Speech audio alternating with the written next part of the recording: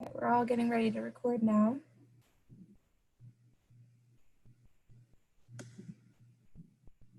Okay, I think it's recording. Perfect, it is recording. Okay, guys, hi, welcome to our workshop Wednesdays. It's part of our PAC's online events and programs. We hope you and your family are doing well and staying healthy. Thank you for joining our session today for the workshop Wednesday. Stick around to the end where we'll be having a short presentation on the census and we can give you a chance to enter for a $50 gift card raffle. To see a full list of all our upcoming events and to donate to keep these programs going, please visit pacusa.org. So today we're going to talk about community organizing with our guest speakers, Nate Lewis and Tyler. I never asked him how to say his last name, so we're gonna keep it moving. And we are on Zoom today, recorded video, and I am going to share my screen shortly, and we're going to begin our presentation with an introduction of Nate. Backstory for anybody who's just joining. I've known Nate for a couple of years now, great guy, great friend, and I live in Bloomfield where Nate recently hosted a protest in support of the Black Lives Matter movement. So I reached out to him to kind of get him to tell us a little bit about his experience in organizing, especially considering he does not have a formal background in organizing or history. So he did do nonprofit organizing at one point, but this was his first time really leading the efforts on a protest, and I wanted him to kind of speak on that. So Nate, I'm gonna share my screen and then give you the floor. I could figure out technology a little bit. And look, Tyler decided to join us just in time. All right, so Tyler, you're just joining now. We can't hear you, but okay, now you're unmuted. So Nate is gonna go and introduce himself first, talk about what he's been doing, and then you'll go after him, and then we'll get right into the questions. If anybody who's watching has any questions, feel free to shoot a question in the chat box. I'll keep up with that, monitor it, and then at the very end, we'll have our speakers address your questions. Sound good, everybody? Okay, so here we go. You guys can all see my screen. Nate, floor is yours. Thank you so much, Tyler. Thank you to the organization and the community at large. Thank you to Tyler. Appreciate you. Yeah, so a little bit about me. I'm 24. I've lived in Bloomfield for about 10 years now. My name is Nate Lewis. Full name is Nathaniel Lewis Kapoor. I'm a graduate of Rutgers University. I graduated in communications and poli-sci. And now I'm a culture writer at Hypebeast, which is a media conglomerate. And yeah, this was my first time, organizing something. Are we getting into that right now, or am I just introducing myself? You're on mute. Yeah, you can actually start talking about a little bit about what you've done in terms of community organizing. Okay. Yeah. You're gonna get more into it in a bit, but you can start. For sure. Yeah, so this was my first rally that I've organized. The protest that occurred last Friday in the township of Bloomfield. I just felt like it was time for, everybody has to step up and play their role. Whatever that role may be, everybody has a specific role in this revolution if we want to build a better world, because the system isn't sustainable. So I just felt I had to do my part, and this was simply my part in terms of gathering and organizing as many people as possible and mobilizing on the ground. We had about 2 days to get everything together. So it took a bit of correspondence and things of that nature, but beyond that, it was really just crafting a message that would make sense and be impactful and kind of disruptive as well in terms of from our march. We marched from one part of the town to the police station itself, and that's where we deliver our message. So that's what I can speak to for my organization.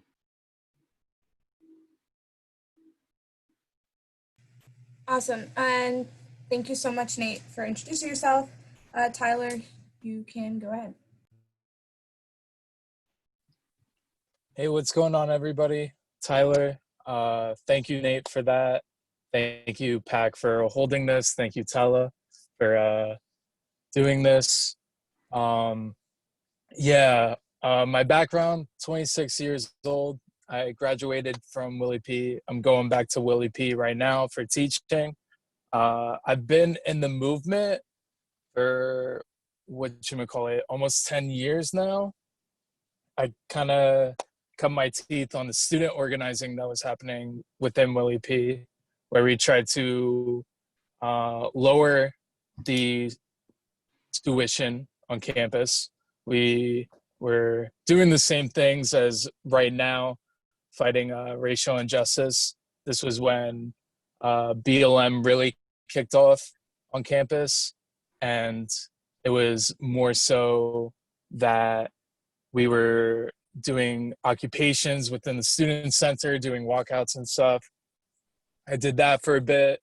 I did student organizing with Newark High School students, trying to develop sort of like a student union to fight for quality public access to their education. I did that for a bit. I've been doing community organizing within Patterson through Silk City Socialists and doing the tenant organizing campaign, which we fight against slumlords. We've been doing immigrant justice movement, and we also work with BLM Patterson, which they just had a successful rally a couple weeks back. So, yeah.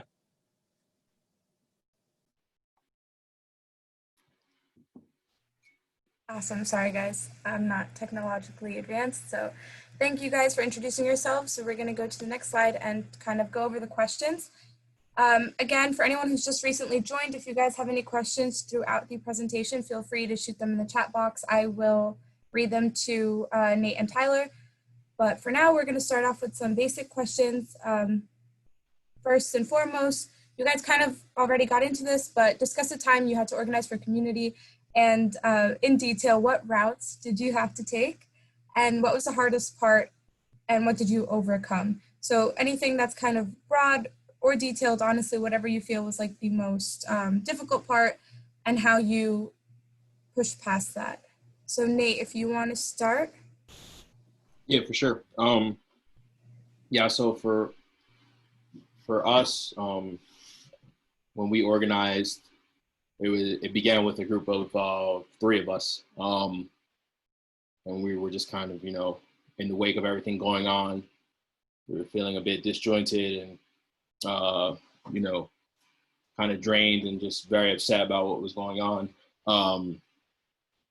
And one of my friends has a family member that's not a family member, excuse me, someone that they grew up with that is a police officer within our town. And he reached out to him. He reached out to the officer and he told the officer that we're going to protest, essentially, and didn't ask. He just told him we're going to protest, and the officer had responded, "If you really need to do this, I want to help you." So, in this specific situation, this specific officer wanted to help organize. So he got back to us within a couple of days and got us up the chain of communications within the police department. And we spoke with the police director of the township. We had spoke with the police director and we just kind of voiced our frustrations and said what we wanted to do and how we wanted to march across town and then to the police station and deliver a couple of statements.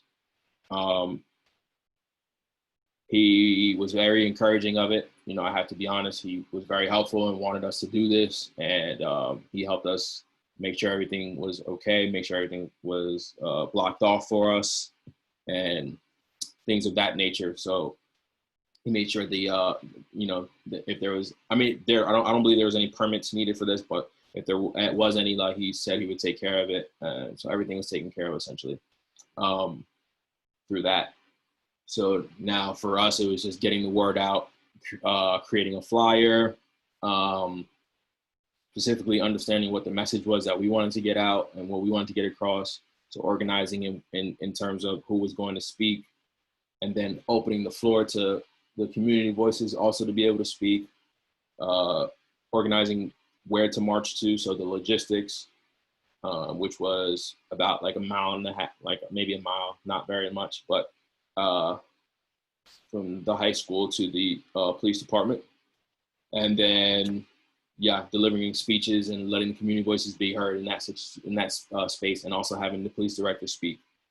And then the mayor came up and spoke as well, just because he wanted to. But that wasn't really planned. But yeah, so essentially that was the channel we took, which was more specific to a lot of, I guess, organizing and mobilizing that goes on, just because we had an internal person within the direct institutions that we were protesting against inside there who thankfully wanted to help. I think with that said, that leads me into the hardest part. The hardest part was making sure the message got across, and that this was not cop propaganda, and that this was not something where we're doing their job for them and like preaching all this unity. It's because the importance of it is like, it's not us who need the unity. It's these institutions, the police departments, the municipalities, and the people in power. They're the ones who need to come down and have unity with us. So that was like the most challenging part, was like arranging it with the cops and making sure like we're not walking down the streets kneeling with the cops or like arm in arm with the police, because we wanted to make it as real as possible, because it is a real thing. It's a real issue that's going on. And so we just wanted to get the message across the right way. But I think that was the hardest part, and that's how we overcame it, was just making sure that our message was clear, and that we didn't do any of that. That we had a memorial silence for George Floyd, and a happy birthday for Breonna Taylor. But beyond that, it was about getting this message across and letting the community voices be heard, and making sure that we get the reform that's needed. Awesome, thank you, Nate. I have some questions that we'll get back to at the end, so just keep that in mind. Tyler, I guess it's on you now to answer that same question. Yeah, awesome. Thank you, Nate, for that. And that kind of introduction of what to do and its early inception when you're doing the organizing. So I guess I can talk about how to get from that standpoint to like mid-sized group. What we originally had done with Silk City Socialists within Patterson, we were all organizers from William Patterson, and we were all either graduating or we were leaving the school, but we all made it a point. We emphasized the point of wanting to take the organizing skills that we learned as students and bring it back to our communities. And whether that was Latinx, Arab, the Black community, and we kind of pinpoint Patterson being one of the places that for a lot of us holds affinity to, because it's either our hometown. There's a lot of history within Patterson, like the Silk Strike of 1913. And mainly we just wanted to bring the skills and the resources that we had developed and bring it back into these local communities. So we did that through Patterson. Same thing, was keeping the message on point, but more so just this bigger message of just how to create social change. And what we realized that we had to do was that we had to take the message towards people and like build it from where they're at and gain the community's trust from that. So we did a lot of outreach that involved like door-to-door canvassing, just recruitment. We do organizing trainings with community members, and that takes like a lot, because most people are kind of in this like activist realm of just like singular model of just how they're involved and like how they get mobilized. But for organizing, it takes more than that. It takes getting other people involved and making sure that you step back to make sure that they lead. And so one of the things that was really effective that kind of pinpoint was housing and a housing justice campaign, because most people within Patterson, they're either renting, they don't own the homes that they live in. So we made it a point to kind of tackle this issue head on. And we were going door to door trying to find folks who had these apartment problems. I mean, the kind of stories I could go more in depth, but just holes in the ceiling and just with whole families living there, and it just it being atrocious, and us making a point to build power with them to fight these slumlords. And ever since then, ever since 2016, 2017, we've made it. We've gotten like several victories against slumlords, and the hardest part is just getting that deep personal relationship with the community and them trusting you, basically, that you're not as crazy as you seem and that this definitely works. um yeah. And then just also too, when you're a mid-sized group, just branching out into other campaigns. We do the mutual aid, the food deliveries. We're trying to tackle with a racial justice campaign, and diverting funds from the police department into community programs and such within Patterson, and that's going to be a big push, but that's for later. Okay, thank you, Tyler. That was very helpful. So now on to the second question. Nate, do you feel as though you've made a positive impact, and that could be in terms of tangible things like legislative change or anything like that, or even just in ideological constructs of people that you've encountered, anything like that? So in belief systems or just person to person. Right, for sure. Yeah. So thank you, Tyler, for that. Um, I think I definitely think we've made a.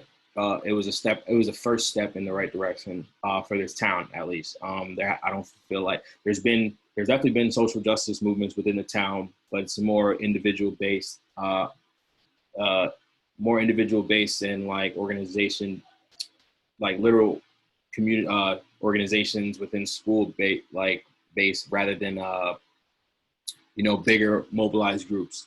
So I think that disruption in itself was a step forward for Bloomfield. Uh, and I think in terms of organizing within this space, like there's going to be a need for people who are going to be disruptors, and then there's going to be a need for people who are delivering it, very intentional messages. So I think this was a start for just sparking that within the community, hopefully. I think it definitely was positive, but I can't say like we made this huge impact. I just think it was a great first step. And I think it was mind opening for a lot of people. And I think from here, it goes on to continuing to organize, and like I'm gonna hop on our community town hall meeting like right after this, things of that nature, and pushing forward legislation. We're going to speak on that too. We're going to speak on that panel and be talking about legislation, be talking about budgets, be talking about defunding the police. I mean, it takes up 20% of the Bloomfield budget in my town personally, and our town Tala side. That's something we just have to talk about.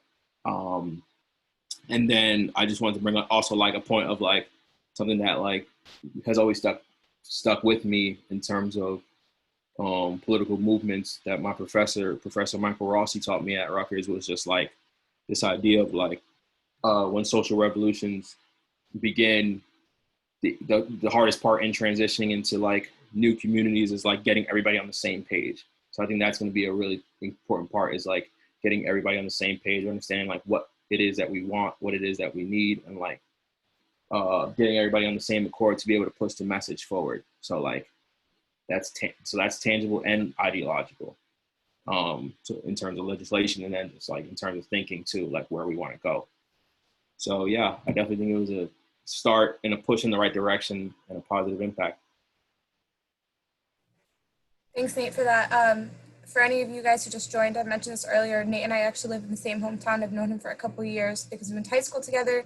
And personally, I would say that your what you guys did the other day was actually super cool because of what you said. It was the first time that I felt like, as a Bloomfield resident, and I've lived here since 2003, that we could all come together on an issue without the minor politics and minor political differences for policy and all that. So I think it was really interesting to see how everybody could come together on a broader issue. So thanks for that, because that is the first step in actually making some change, getting people to agree on at least the broad terms. Line, yeah. Yeah. So if you could actually send me the link for the town hall meeting, I'd like to go For sure. afterwards. Cool. Thanks. Okay, Tyler, all you now. How do you feel like you've made a positive impact? I think you brushed on it a little bit in the last answer, but yeah. Yeah, thank you. So the problem I have is that I'm the biggest pessimist when it comes to being a radical. I just don't think we're either doing enough or that there needs to be more done. But stepping back and looking forward is that we definitely changed the consciousness of a lot of folks within Patterson. For example, within our core group, we have tenants who I'm thinking of our members, Natalie and Tiara. They're single moms. They were going through the same problem with organizing against one of the biggest slumlords within Patterson. And then they were able to fight back, and then they gained power through that. And now that they're able to take those skills and teach other folks how to do it. And that's really powerful. They've actually have a whole building just for the group. A couple of members live within the building. So that's definitely a plus. And yeah, just changing the narrative and it being that housing is a right and not a privilege, and that really resonating with folks in Patterson who are sometimes illegally evicted from their homes and stuff. In terms of like legislation, we're not there yet. We haven't been able to do that as much, but we're getting there because we want to do more stuff again for the uh, diverting the funds for the city budget, for everything that's been going on with COVID-19, that there be some sort of workers' relief within Patterson for the folks over there. And with that, you really get a lot of folks who really want that to happen. And now you're just seeing more and more folks be a part of that. And then what they essentially thought that they were going through this issue alone, that now there's thousands of other people that are going through the same exact issue, and it's more systemic. And that's where the problem lies. We always try to build it out.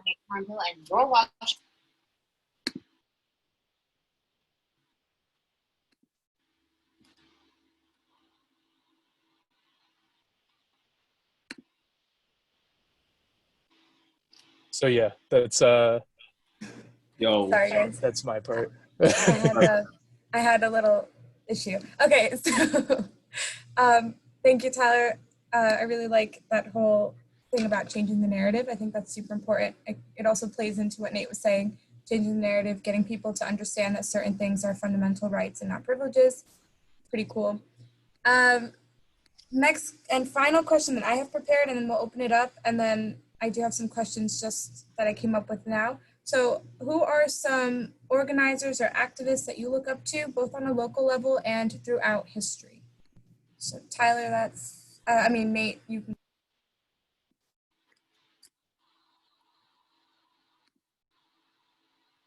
hey. Oh, sorry. Can you hear me? Okay. Yeah. Okay, cool. I can't see myself anymore. I don't know what happened. Oh, here we go. Okay. Yeah, no, for sure. So I think one of more mine are more based in like I guess literature, just because I'm a writer, and like so like James Baldwin is obviously I don't I don't know if I have any on a local level, so I'll just go through history. I do need someone on a local level. That's like a huge thing. I want to find more organizers around me.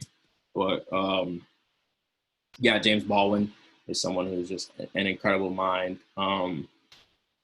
He's someone I have always looked up to. Um, he was one of like the first people that I read who just spoke in such a radical and like critical manner about systematic racism and like racial inequalities and the things that have happened to Black people over the years. It really opened up my mind, and actually taught me like the history of like what has gone on more than anything. And Angela Davis as well, for sure. Like Angela Davis is someone who's definitely like extremely radical thinker, but just a critical thinker. Extremely critical thinker in the way she goes about delivering her message and making it in a way that is digestible for everybody. I think that's something that I always look towards too, because in academia, we look towards a lot of we tend to look towards a lot of political elites, but some people can't really deliver the message in a way that's like digestible and that makes sense. And I think people like Angela Davis were very straightforward in terms of what Black people needed: liberation, reparations, etc., mobilization. We needed our own community policing, and like violence versus violence. Sometimes it has to be like that, and it works. Things of that nature. Um, so those, and yeah, those are two I would point out for sure for me.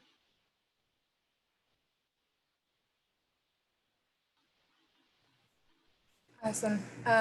Tyler? Yeah, so for national level, kind of like historical throughout history, definitely one of my role models back in the day. I've been a big history nerd for as long as I can remember. Malcolm X, definitely, I liked more so of his thought process and his ideology, more so than what I saw throughout the civil rights movement. But I also have some affinity towards that.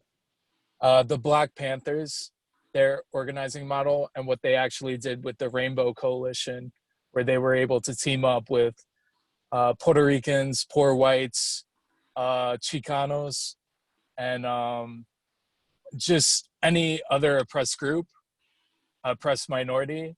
And they followed the same exact model of serve the people and fight the power. And that was a really big kind of organizing model in the 60s. Fred Ross, who most people don't know, he was actually a pastor who was able to organize the Mexican American community and specifically Cesar Chavez to organize the United Farm Workers movement, and what he was able to do with organizing the Mexican community out here in the States.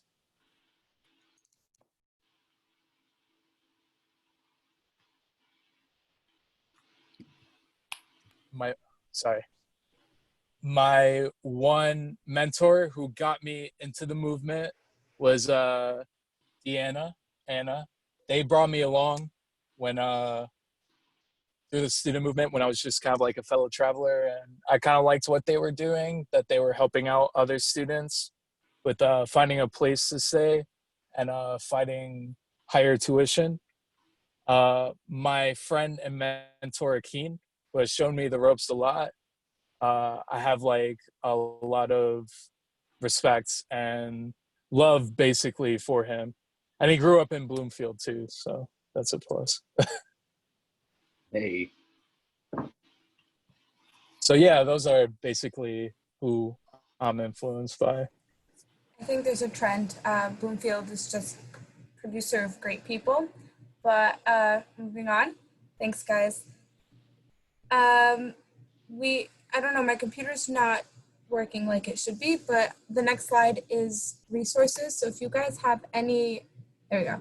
If you guys have any resources that you can give to people who want to get started in organizing that don't really know how to, any organizations that might have guidebooks or internet resources or anything that they can get their hands on, or if your emails could be used as resources for people starting out to message you and contact you. And Tyler, I'm putting you on the spot because Nate already said this was okay, so.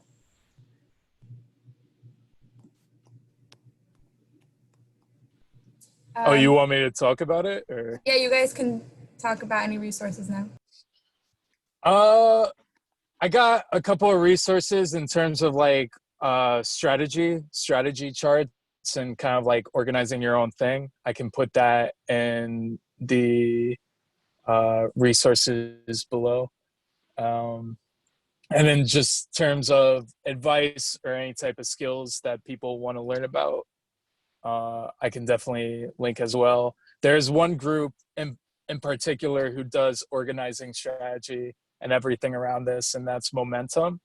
It's like a organizing training center, and they're making the big push for diverting funds from the police on down to social programs. So I would definitely check them out. It's called Momentum again. Nate, what about you? Any resources? For sure. I don't know if I don't think I have any direct resources that I can provide right at the moment, but I know I have something in my email that was sent to me, so I can put it in here. And then, yeah, I can just provide my email. Anybody wants to speak, anything like that, you can definitely connect. It's, whether it's just about this, career stuff, regardless, anything, whatever. And I'll put my, Cool. my socials in there too. You connect. Thank you. So if you guys want to send your email in the chat so that people have them, that would be great. Again, you don't have to, but if you want to help out and send resources or even just links to resources, that'd be great. I am going to stop sharing my screen now. Okay. And Rochelle sent a resource that I see on YouTube. So I'm going to check that out later. Thank you, Rochelle. If you guys don't know Rochelle, she comes to a lot of our webinars and is super helpful with providing resources and discourse. So thanks, Rochelle. So I am going to open the floor up for questions. If you guys have questions, you can either unmute yourselves and ask them, or you can send in the chat. Does anyone want to start? Okay. Well, I have a question for Nate. Yeah. I mean, I think I might already know the answer, but just so that, people, I don't know. So when you were talking about how you organized the Bloomfield event, you talked about starting at the high school and marching to the police department. So given the whole reason why you guys were marching and while we were all marching, I understand meeting at the police department at the very end, but was there a reason that you chose the high school specifically as a meeting place? Was it a representation of an institution, or was it just something that was familiar? What was your thinking on that? I guess it was, I mean, on a base level, it wasn't, it was thought of, but it wasn't necessarily like something that we wanted to like fully put out there. But I think for our town or whatever, I guess Bloomfield High School kind of represents like this middle ground. It's like this melting pot. It's like we're like supposed to be like this super diverse town and all this stuff, blah, blah, blah. But it's like we really, we are diverse, but we're not. We're not as diverse as we could. We're diverse, but if we don't interact with each other, like that diversity doesn't matter. You know what I'm saying? We're diverse, but we're segregated sometimes. Right. If we don't listen to our ideas, if we're not actually together, like that doesn't mean anything. It's just another number and another statistic. But I think, if you want to, go like theoretically or whatever, like, yeah, like we met there because like, like we've taken money from the education system and given it that, put it down the street, you know what I'm saying? Like, to the police department and like policing. And it's like, there's no reason for that. We need to be funneling that money back from the police departments into education, into community resources, into, et cetera, housing, whatever it may be. I just feel like it was representative of that, but on a base level, it was a place where everybody is used to meeting. Cool. Thanks. That was awesome. I don't have any more questions. because I've already asked these two everything. I've bothered them for a couple days now. So if you guys have any questions, please feel free to put it in the chat now or unmute your mics. I'll give it 2 minutes. In the meantime, I'm going to send a link to fill out a census survey, and I'm going to talk very briefly about the census. A lot of people who, are disenchanted with how the government has been handling things. A really big part about the census is representation. So if you really want to evoke some change from the comfort of your own home, if you're still afraid of COVID and you don't want to go to the protests or be an organizer, log on to 2020 census.gov and you can complete your census now. It takes 10 to 15 minutes. It doesn't take long at all. And you fill it out for every person that lives in your household. Yes, this includes anyone who may be undocumented. The end goal is that resources are allocated efficiently for every individual who lives in that household, because you're going to be using the educational systems, the roads, public transport, health systems. That's all funded by census funding. So every single person counts. Make sure you fill them out. And they don't care about how many people are living in your home. If you feel like you're afraid because you don't want to put every single person that lives in your home on the sheet for legal reasons, your information is federally protected, and there are ACLU lawyers who are monitoring to make sure the federal government does not interfere or share any of your personal information. There is a fine of up to $150,000 and 5 years in prison for any Census Bureau employee who shares your information. Even the President of the United States cannot see your personal information on the census. It's used to create demographic information. Thanks for listening to my TED Talk. I'm going to share a census link. If you guys don't have any questions, feel free to log off. Let me just get the link out. And if you fill out the census survey, you're entered into a raffle. We pick 3 winners every month for a $50 gift card for a local business or Amazon or a grocery food store. So there's the link. It's in the chat. Feel free. If you guys don't have any questions, thanks for coming. I'm going to stop recording now.